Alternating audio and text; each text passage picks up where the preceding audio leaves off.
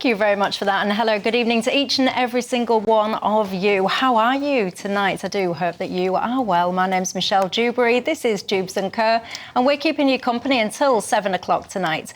Alongside me, as I just mentioned, Head of Policy at Reform UK, Zia Youssef, and alongside him, I've got the Labour MP, Barry Gardner. Gents, you're both very welcome tonight.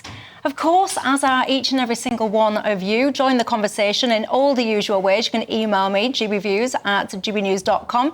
You can go to the website, gbnews.com/yoursay, or you can tweet, or you can X me. Look, I better give you a bit of fair warning tonight, ladies and gents. I'm absolutely furious. I am so angry right now with the fair story that we are about to discuss. And actually, I make no apologies for my anger, and I suspect my anger will be shared by many of you at home. Let's cross live to our Home and Security Editor, Mark White. Mark White, good evening to you. Thanks for joining the programme.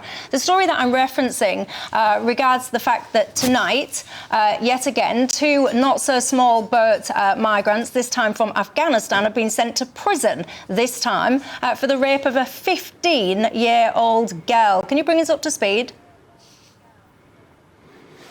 Yeah, we can show you images now of these two young men for the first time. That ban on naming them having been lifted. They are Jan Shahanzeb, who is 17. That's an estimated age because he threw his identifying documents away when he crossed the English Channel, like so many of these migrants do. So it had to be a guesstimate of his age. The other on the right is Israr Niazal. Again, his estimated age, 17. Now, both men arrived within a couple of months of each other across the English Channel, one in November, the other in January. And within a few months of that is when they committed this horrific offence. They were staying in taxpayer-funded accommodation in Warwickshire, and this incident happened in a local park, a park that is very popular with local people. A 15-year-old girl who had been out drinking with some friends in this park in May had got separated from her friends and into the company of the first one of these two men, Jan Jahanzeb. This girl did not want to be taken away. She was forcefully taken to a secluded area described as a den within this parking Leamington spa. And while he was doing this, the girl was actually videoing this on her mobile phone. 3 minutes of very distressing content that was shown to the court, where the girl was screaming that she wanted to be let free, that she knew she was going to be raped. But this Afghan man, Jan Jahanzeb, phoned his friend Israr Niazal, who was nearby, and told him to run and help. And both men took this girl off into the secluded area where she was orally raped. Now, the judge passing sentences today of 10 months and 10 years and 8 months for Jahanzeb and 9 years and 8 months for Niazal said that no child should have to suffer the ordeal that she suffered. It's clear from the footage we have seen that no one can seriously entertain the thought that you believed she was consenting. This is a case where it was absolutely clear to both of you that you were taking a child away from her friends in the face of her vigorous protest to somewhere that could not be observed in order to commit this offence. And the judge said she understood that these two men came from a country with very different cultural practices, but she did not accept that these two young men were not aware of the concept of consent. Mark White, thank you very much for bringing us up to speed on this horrendous story, actually. Thank you. I've got to tell you, first and foremost, a bit too ranty, because honestly, viewers, I feel I am almost shaking internally, because we cover these stories all the time now. My blood tonight is absolutely boiling. So I do just want to say, first and foremost, that my thoughts are with this girl that was with her friends you know, doing what teenage girls do. And I mean, I must confess, I've also done similar things. Just doing things in parks, hanging out with your friends and all the rest of it. You should be safe doing those things in this country. You should be able to do that in this country. But no. Increasingly, honestly, I'm so angry. Increasingly, as a woman in this country, we are starting to feel more and more unsafe. As parents in this country, we are starting to feel our children are at more and more and more risk. When you start complaining about things like this, you are labelled in a nanosecond far right. When people locally who know the stories, who know what have gone on, they know the details, they know who these perpetrators are, when they take to the streets and say, no, we don't want these men in our communities, these pillocks with their counter signs standing there chanting, refugees welcome. We see media stories time and time again. In this case, actually, we saw a media story that tells us that two 17-year-old boys, quote, from Leamington have been charged with this. The viewers, you sit there, you read these stories, you know these people are not from Leamington. I'm so angry, Zia Youssef. And when you read the story of this family, this is a family absolutely destroyed. It's not just about this girl who has had her virginity stolen from her in the most repulsive way. Her whole family have been affected by this. The girl now suffers from anxiety so badly that she is physically sick on a regular basis. I'm supposed to be a professional, so I'm trying so hard to maintain my cool with this, and I'll come to you in a second, Barry, about what the government is doing about this. But this is an issue that Reform campaign about all the time, Zia Youssef. What do you think about this tonight?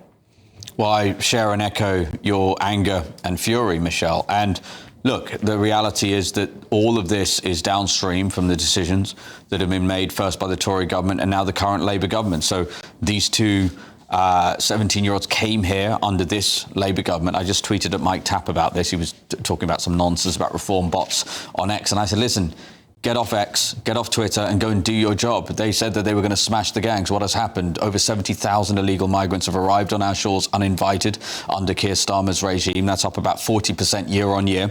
And listen, all of this, I'm afraid, is reliably, predictably the result of a policy which allows people to turn up on our beaches uninvited and then be granted, not just be granted free accommodation and free food, but get to roam around like this. They were staying, so the two that perpetrated this appalling act, were staying at taxpayer expense in a hotel, Michelle. And let's just look at the numbers again.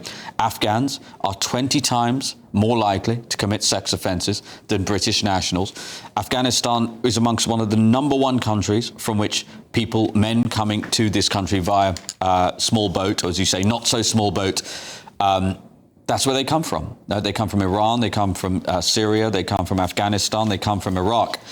There's nothing about this that is remotely acceptable. And by the way, on the same day, the Telegraph also has a story that people smugglers are offering discounted rates to bring people to the United Kingdom if illegal migrants swallow heroin.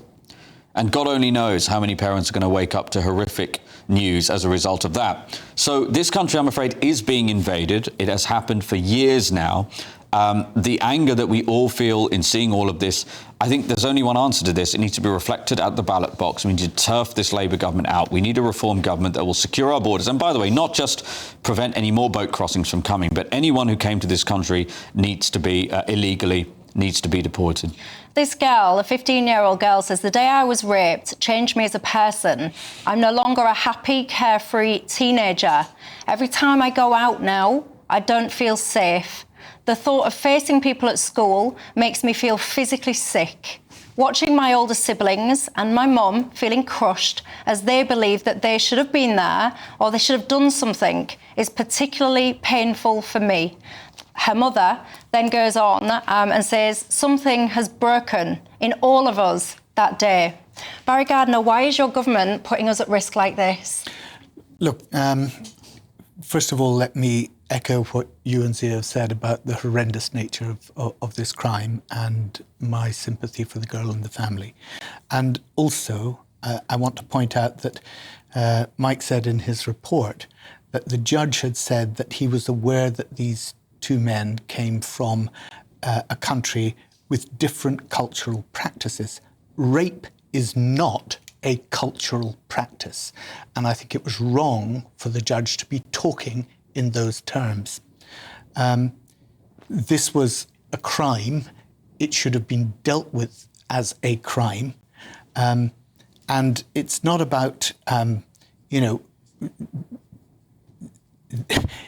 you have to say, why is anybody, any young person, unsafe having a party in a park?